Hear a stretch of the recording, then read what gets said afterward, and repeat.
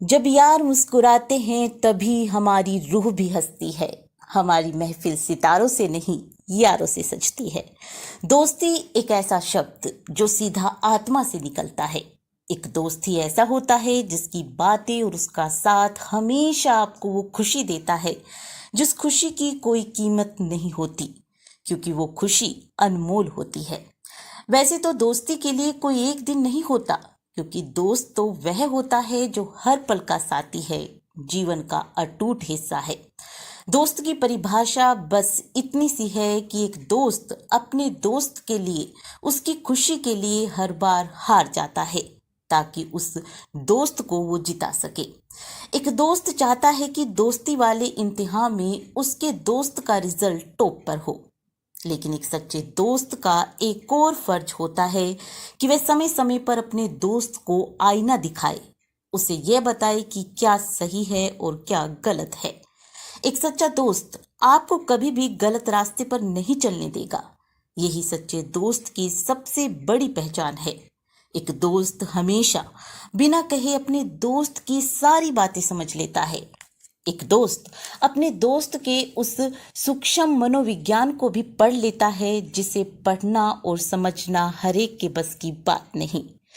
अगर आपका कोई सच्चा दोस्त है और फिर भी आपको सब कुछ समझाना पड़े, तो मान लीजिए वह दोस्त है ही नहीं, क्योंकि दोस्ती में कहाँ कुछ बोला या समझाया जाता है।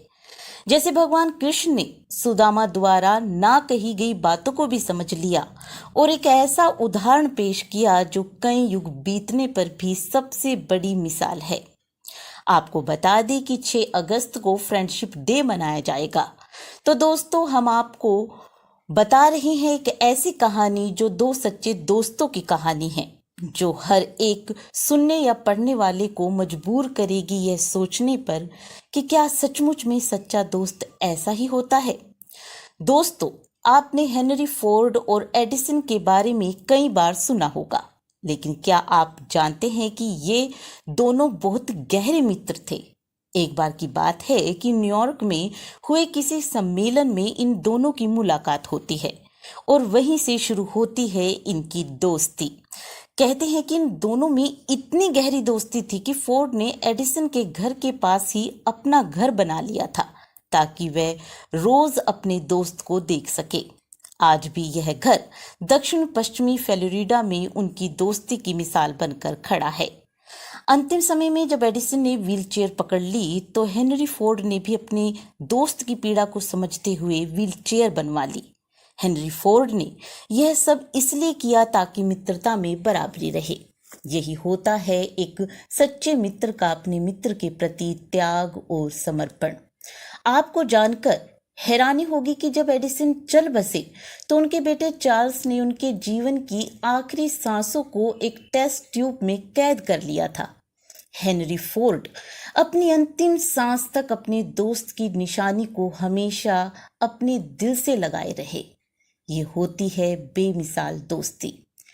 कहा भी गया है, मेरी दोस्ती के तुम इस तरह से आदी हो जाना, मेरी दोस्ती के तुम इस तरह से आदी हो जाना, जो मना करे जमाना तो उससे भी बागी हो जाना।